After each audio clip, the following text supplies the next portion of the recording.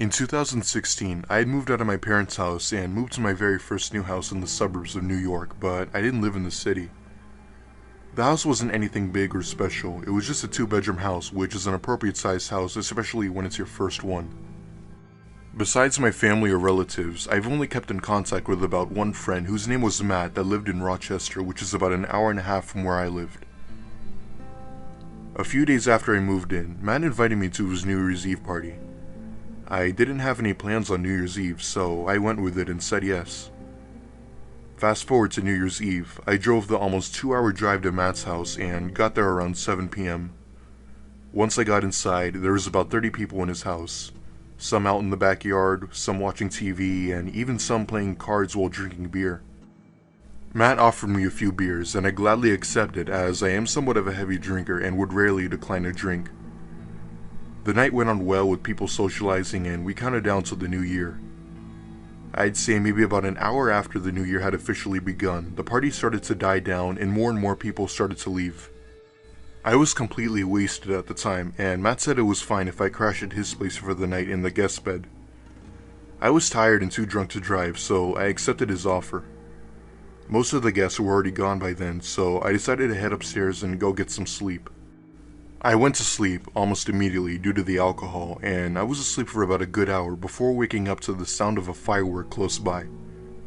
However, just as I was about to go back to sleep, I heard the closet door creaking open.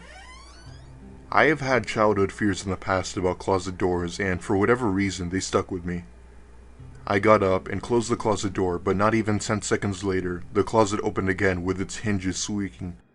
This time, I got a bit annoyed and went to go shut it again. As I was shutting the closet door, I felt a hand grab me from the closet. I screamed, and whoever it was then let go of me. I ran down the stairs telling Matt about what had happened, and he then called police. The police then came in and went upstairs and came back down with a homeless man in cuffs. Turns out, the police had found one of Matt's kitchen knives hidden inside his jacket. The man then admitted something to us that we still can't get over till this day. He said that he had been living under the guest bed for about 3 weeks and hasn't ever been discovered by anyone. The look on Matt's face said everything, and Matt moved out of that house a month later as he couldn't deal with the constant paranoia.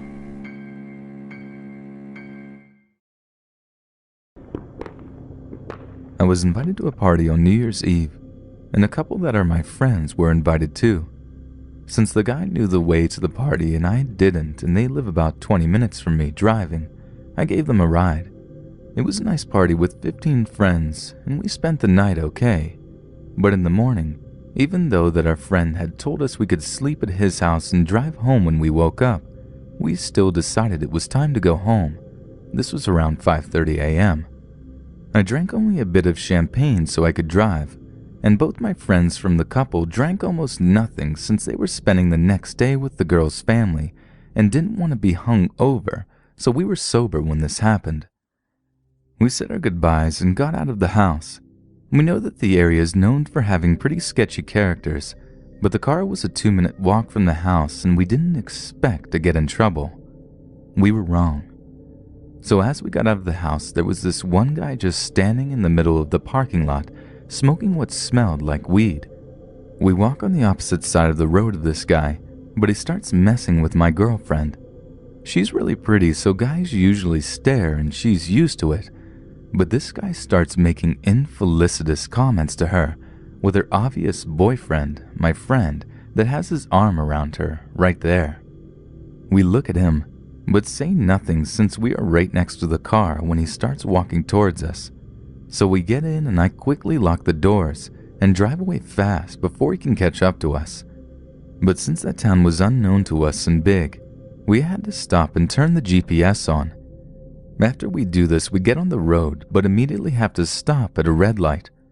A car stops right next to us, which would be normal if it wasn't like 5:45 a.m. We look at it, and that creepy guy is inside, staring at us. At this time we started commenting that he probably saw our car stopped and was waiting for us to ride away. But we didn't want to freak out, so we just kept looking forward and kept driving, thinking we were probably overreacting and that this guy could just be going the same way as us. But as the drive continues, we get on the highway. So does the guy, and he is obviously stalking us. When I speed up, he speeds up. When I slow down, he slows down. I even pretended I was going to leave the highway in one exit and quickly return to the main highway road, and he copied that exact same move. We start freaking out, but keep driving as me and the girl's boyfriend try to calm her down, saying there are two of us and only one of him, who was very lightly high. We are not that huge. I'm like 5'9", 140 pounds, and her boyfriend is like 5'10", 154 pounds. And the guy, besides being tall, was really skinny too, and we were just afraid of how crazy he was, crazy enough to stalk us. 40 minutes of stalking later, we get out of the highway so I can take them home, but I stop 2 streets away from my girlfriend's house and the car stops behind us, making her boyfriend jump out of the car and me following him. I wouldn't let him be alone. We don't know how crazy that guy is, and I have a really heavy bat in my car which I take with me. It's forbidden to have this kind of thing in cars in my country, but whatever, I have it anyway for protection. As we start approaching the car, he quickly speeds up, making a U-turn and driving away, back for the highway, or so we thought. My friends take their stuff and say they can make the walk home. It's about 3 minutes, going between the buildings and avoiding the roads. So we say our goodbyes and I get back to the car and start driving to the highway to get home. As I make the U-turn to get close to the highway, I see that creepy guy's car waiting there, and he starts following me again, probably thinking my girlfriend is still there. Now I freak out a little bit more. I'm alone, and even if I have the bat in the car, I don't know what this guy has in his. So we get on the highway and I start driving normally, pretending I didn't see him. And the second I see 2 huge trucks in front of me, I speed up and pass between them.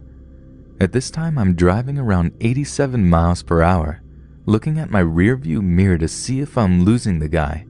My exit appears and I take it. I get off the main road into a side road from where I can see the highway and stop there. I turn off the car lights and look at the highway, and see that guy's car get off of the highway, but quickly getting back on. I guess I really lost him, and he just got out and re-entered because the place where I live is the last exit where the highway is free of charge. I calm down and drive home all the way looking behind my shoulder. Nothing really happened, but my greatest fear was for my friend and for me after I was alone.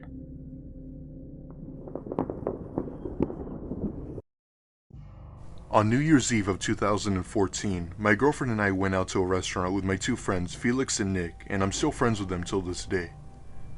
I haven't seen them since college, and I remembered that I still had them on social media, so I invited them to meet up at Scotty's, which is basically a seafood restaurant. So my girlfriend Sabrina and I get to the restaurant at around 8, while Felix and Nick got there around 9.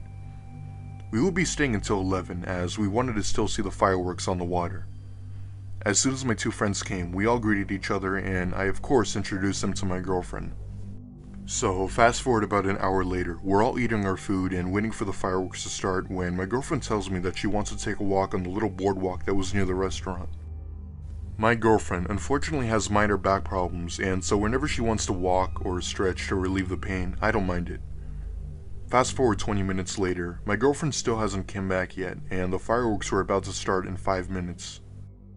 I tried calling her, but it immediately went to voicemail, which was weird because she almost always answers her phone no matter what.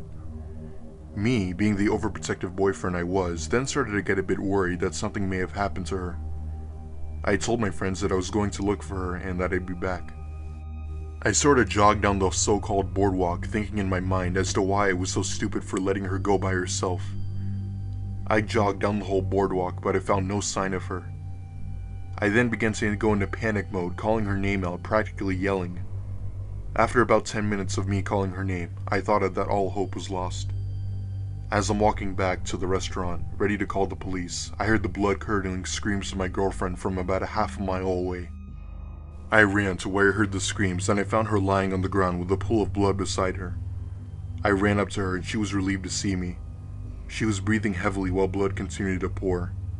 I started crying while I called 911, but they thank God showed up in a matter of 5 minutes and got to her just in time. We ended New Year's short that night, and my girlfriend stayed in the hospital for nearly 2 weeks. One day, when I was visiting her in the hospital, she revealed the truth about what had happened. As she was taking her walk, she saw a homeless man in need for money, so she, being the nice person she was, handed him some money. The man then got up and stabbed her with a pocket knife and fled the scene. Till this day, I'm so glad my girlfriend is still alive, and I couldn't ask for anything better.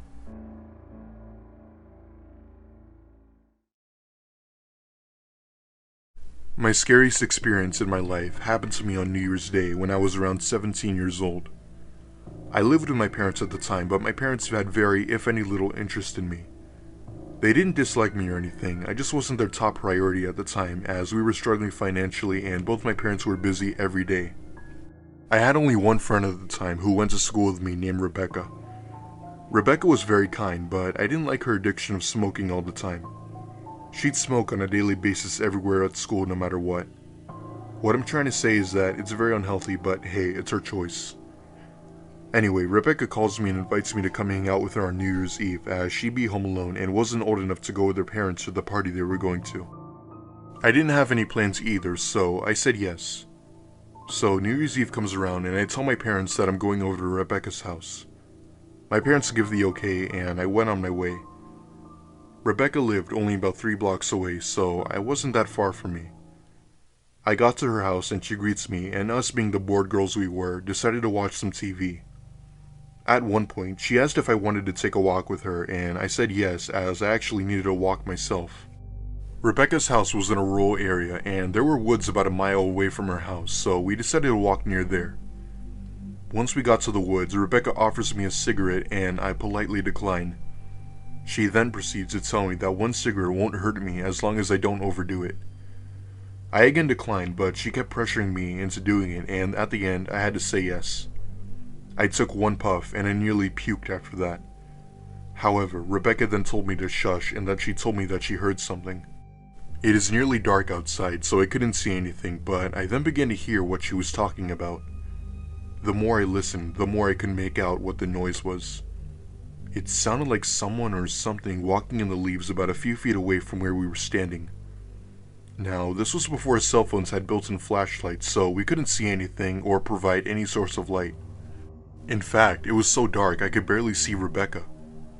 I told her that we should go and was worried that we could be on private property or something. However, I then heard the sound of a firework go off, and the flash then illuminated the sky. It also illuminated what was about 3 feet away from us. I only saw him for a second, but there was a man dressed in all black wearing a hoodie. The scary thing was that he was carrying a sack behind him. Rebecca and I then both ran for it back to her house. When we got back, we locked all doors and making sure there was no way anyone could get in. We sat behind the kitchen counter waiting for another noise. Minutes felt like hours as we waited and waited. I had took a kitchen knife from the knife block and hid back behind the counter while Rebecca held a sledgehammer.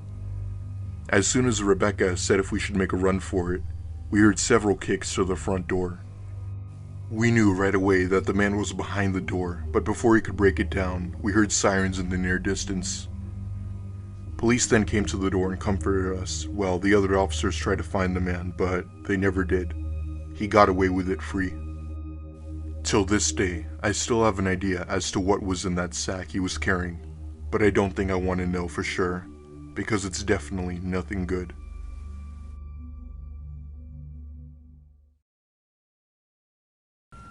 What you're about to hear is the most traumatic experience of my life. It was New Year's Eve, and me and my girlfriend, let's call her Jane, were getting ready to see some fireworks. Jane and I knew a great spot deep in the woods where we could see the fireworks. We left at about 9:30 because the fireworks show was starting at 10. We made sure to pack some food, water, flashlights, and even a compass in case we got lost. We parked our car on the side of the road and made our way to the spot. I would say it was about a 15-minute walk or so until we reached the spot, which was a huge clearing surrounded by woods on all sides. Jane and I sat down and started watching the fireworks show. About 15 minutes into the show, Jane looked at the woods and said, "Did you see that?" I was confused and looked in the direction of the woods, but I saw nothing. I told her it was probably just a deer, and we continued watching the fireworks show. 5 minutes passed by, and I had completely forgotten about the incident until Jane told me to shush. I was confused and asked why. She then asked me, "Do you hear that?" I listened closely and could hear leaves crunching and twigs snapping. I looked in the direction of the sound and could somewhat make out the figure of a man. At first, I didn't believe it, but then a bright firework lit up the night sky along with the woods, and I could now clearly see a man about 6'3" walking towards us.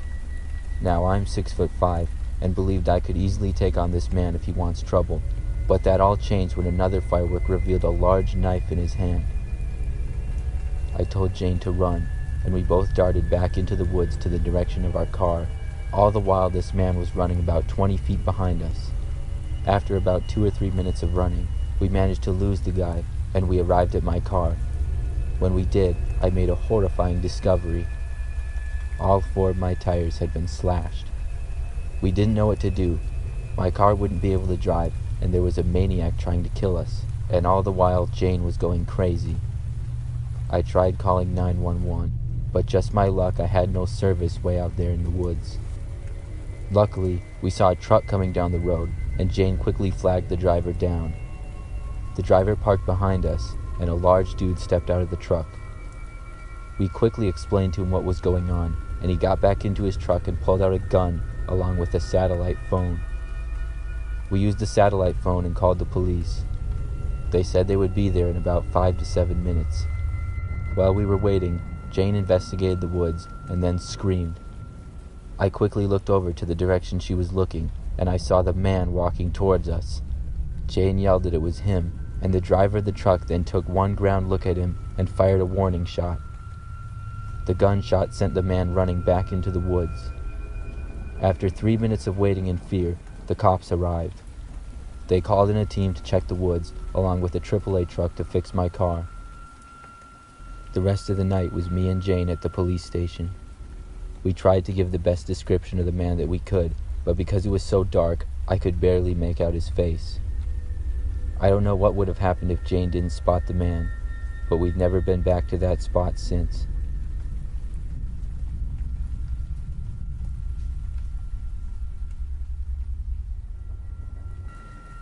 It was my senior year of high school, and my friend Jake was having a New Year's party at his house. His parents happened to be away for a few days at a wedding, so it was the typical perfect situation for a party. Jake and I were pretty close friends, and we went way back, so of course I was one of the first people that he invited. At first I was under the impression that it was just going to be about 6 or 7 of us hanging out. And that's exactly how it started for the first 15 minutes or so, but then Jake announced that some more people were coming over. Over the next hour or so, there was a steady stream of kids coming into the house. It quickly seemed to turn into a high school house party. Before I knew it, the house was packed with mainly kids from our high school, as well as some kids that I had never seen before. Despite it being New Year's Eve, I still had a curfew at my parents' house, so once 11 p.m. hit, I decided to find Jake and tell him that I was leaving to go home. The party was mostly in the living room, as well as the entire front part of the house. He had closed off the door to his kitchen, indicating that he didn't want people going in there. I had seen Jake go in and out of the kitchen, and I thought he was in there, so I opened the door and entered it. It was completely empty, except for the corner next to the fridge. But it wasn't Jake there. There was a freakishly tall man standing there with his back turned to me. It really took me by surprise, as it was definitely not a high school kid, and wasn't Jake's dad either. The man had to be almost 7 feet tall, was probably in his late 20s, and had a really strange overall look to him. I stood there staring for a good 3 or 4 seconds. As soon as he started to casually turn and look at me, I closed the door back up and walked back down the hall to where a good 30 kids were. I was able to locate Jake in the crowd and asked him who the tall man in his kitchen was. It took a minute or so to get it across to Jake. He was having a good time and didn't seem to care at first. But I told him again, and he seemed confused, so I told him to come with me. I explained to him as we went to the kitchen, and he seemed to be slightly concerned. But when we got to the kitchen and opened the door, We didn't see anything at all. Jake went into the kitchen and looked around, as well as calling out for anybody that was in there to come out, but nobody was in there at all. We figured the tall man must have left, because there was no way to leave the house through the kitchen unless the man were to climb out the window, and none of the windows seemed to be messed with. We went back out to where the party was going on, and we asked several kids if they had seen a tall man at all, to which they all said no. Jake then ended his party shortly after that, and people all started to leave. Jake was a little concerned that the man still might be in his house somewhere, so I stayed back after everybody left to help search the house, along with our friends Jordan and Mike. We didn't find anybody still, and I went home while Jordan and Mike stayed at Jake's house with him for the night. The next morning when I woke up, I had several missed calls from Jake. I called him back, and the three of my friends told me how they had heard the front door shut at around 3 in the morning, and when they all went down, they didn't see anybody in the house, but saw a very tall man walking down the street far away.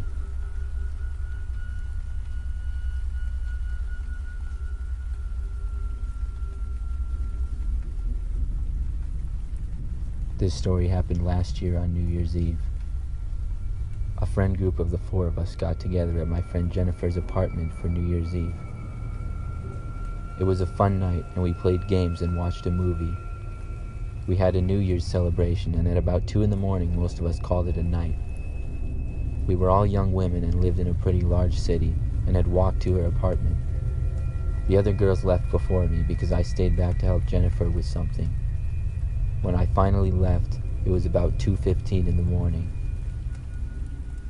It was roughly a 10-minute walk to get back to my apartment, which was a few blocks away. I walked down the sidewalk outside of Jennifer's place and saw there was a decent amount of people outside for this hour, probably because of it being New Year's. Then I had to pass by a park to get to my apartment, which was a little bit less in the city. The park was much quieter. It took up several blocks in itself and was sort of creepy to walk by so late at night, but I had done it a couple of times in the past. I did, however, start to hear movement coming from the bushes to my right in the park, not too long after I started walking by. The park was more of hiking trails and woods than really a park, and the bushes and trees were pretty dense. I thought it was a squirrel at first, but I quickly realized that it was far too big to be one. As I walked along the sidewalk, it seemed to move right along with me. I looked into the bushes, but I really couldn't see too much with how dense the bushes were and the only light being from a dim street light. I decided to just keep walking, and I reached into my purse just to be prepared for the worst. The noise started to die down, and just when I was starting to feel relieved, I came up on the darkest part of the park where there was no street light, and I heard the noise of bushes getting extremely loud. Then I saw a man pop out of the bushes onto the sidewalk right in front of me. All I could make out was that he was slightly taller than me and had a hood on. He lunged at me almost immediately, and that's when I took my hand out of my purse and sprayed the man with my pepper spray. At first I was afraid it wasn't working because he got a tight grasp on both of my arms, and he didn't let go, but as I struggled and continued to spray, we both ended up falling to the ground. And after being on the ground, he got up and ran back into the woods. I got up and sprinted to my apartment. I kept looking around to make sure I wasn't being followed, and when I got back and felt safe, I called the police. As they were on the way, I called my friends who had been at the party with me. When I told them the story, they told me that they too had heard the noise of something in the bushes beside them. However, a man never came out and lunged at them, probably because there was 3 of them walking together. The police arrived and took down information and then searched the park, but as far as I know, the man was never found.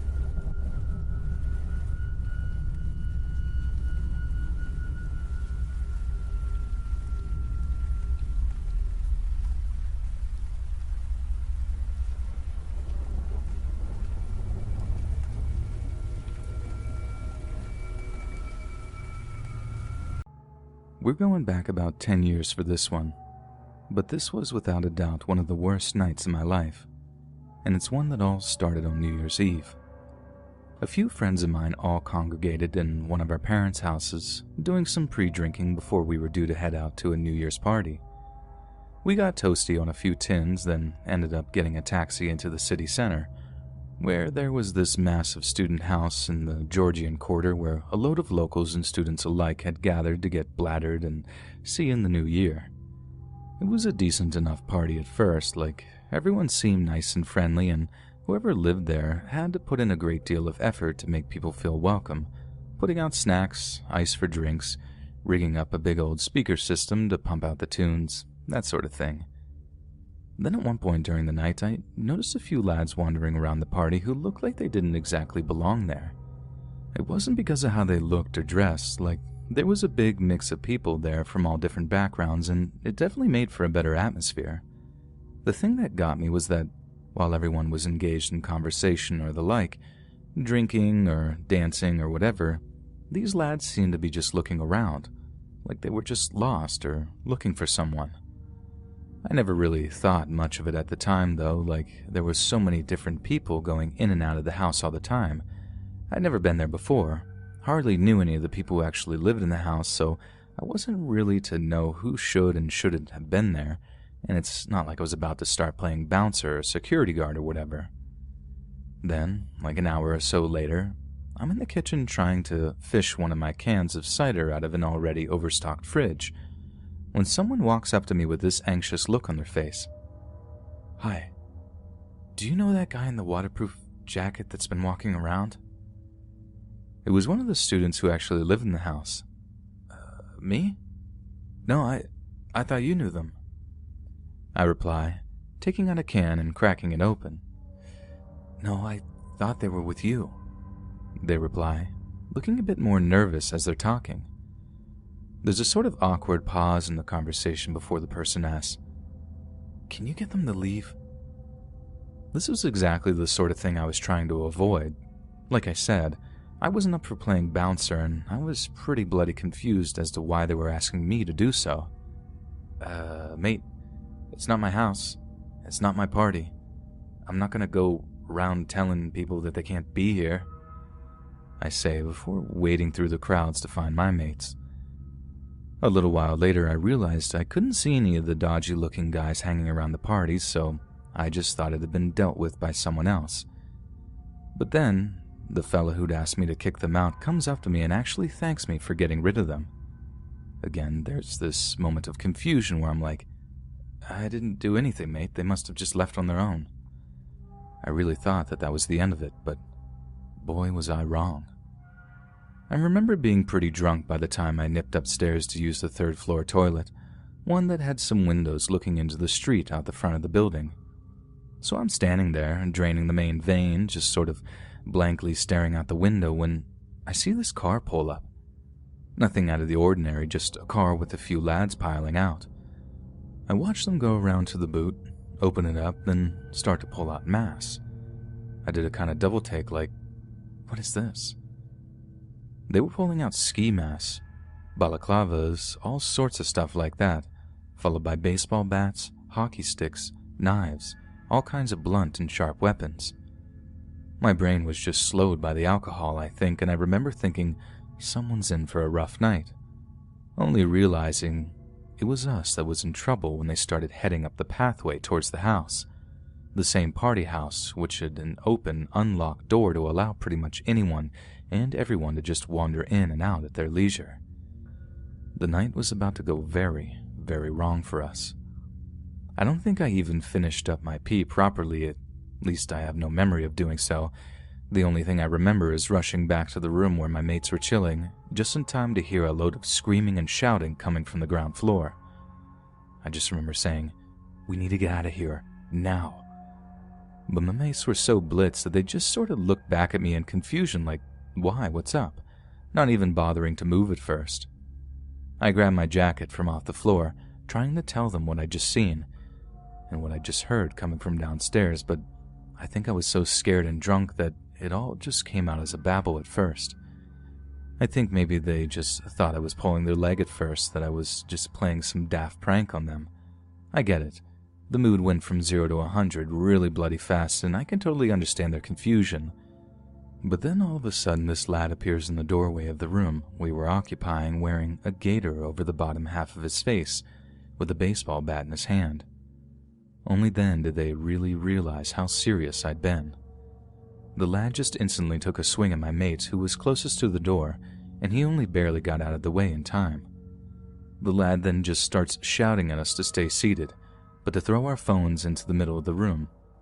There's a moment of hesitation, and the lad decides to let us know how serious he is by smashing a stereo near to him.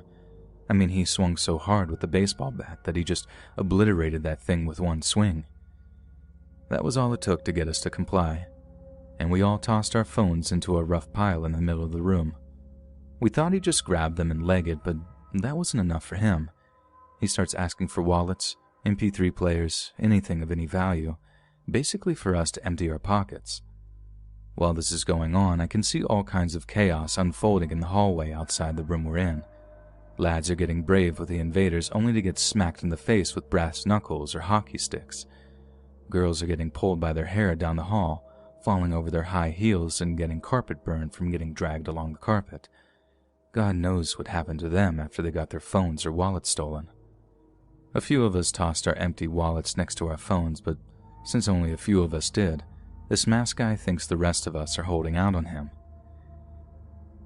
He doesn't smash an appliance this time, though. He edges forward and swings the bat down onto my mate's shoulders. Jesus Christ, the scream that came out of him after the impact was just unreal. Like I knew in an instant that he'd broken something, and he just falls down to the carpet and starts grimacing in agony.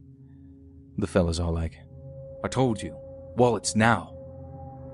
Maybe one or two more wallets get tossed into the pile, but there are still lads sat around who basically haven't thrown anything in the middle of the room, and the fellow with the baseball bat has noticed this. He takes another swing at the lad whose shoulder he'd just smashed, bringing the bat down hard onto his side with this horrible, sickening thumping sound. It totally knocks the wind out of him, and if I didn't know any better, I'd have thought the gasping noises he were making were him properly dying. One of the guys blurts out that he's got nothing on him, that all his stuff is in the living room downstairs. I think he was one of the guys who actually lived in the house. This answer didn't satisfy the masked fella, who then smacks the downed, broken bones guy for a third or fourth time and gets him absolutely screaming in agony as yet another bone breaks. We're all pretty much begging him to stop at this point, but he just keeps smashing that baseball bat down onto our mate, barking at us to give him everything we've got or he'll just kill our mate.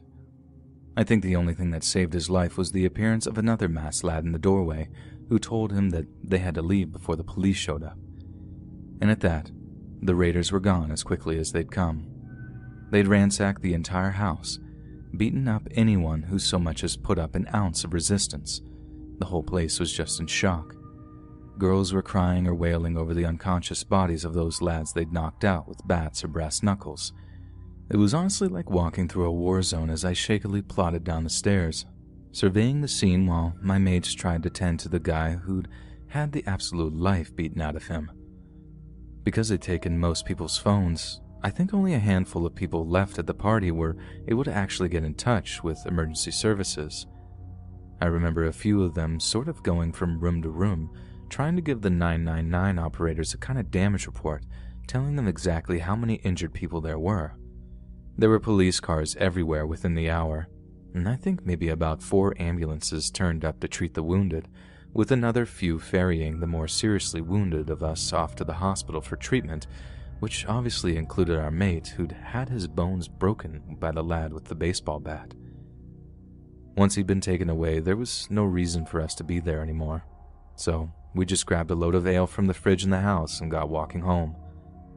I won't lie, we did take a few cans and bottles that didn't belong to us, but I think we just wanted to drink to forget at that stage. Like it was probably the single most terrifying, traumatizing thing I'd ever seen in my life up until that point. Like I know it's a massive cliche, but I heard our mates' screams for months afterwards. Sometimes when there were quieter moments in college or at night, I'd just hear them in my mind. Like not actually hear them, just remember them so vividly that it was like I could hear them, if that makes any sense.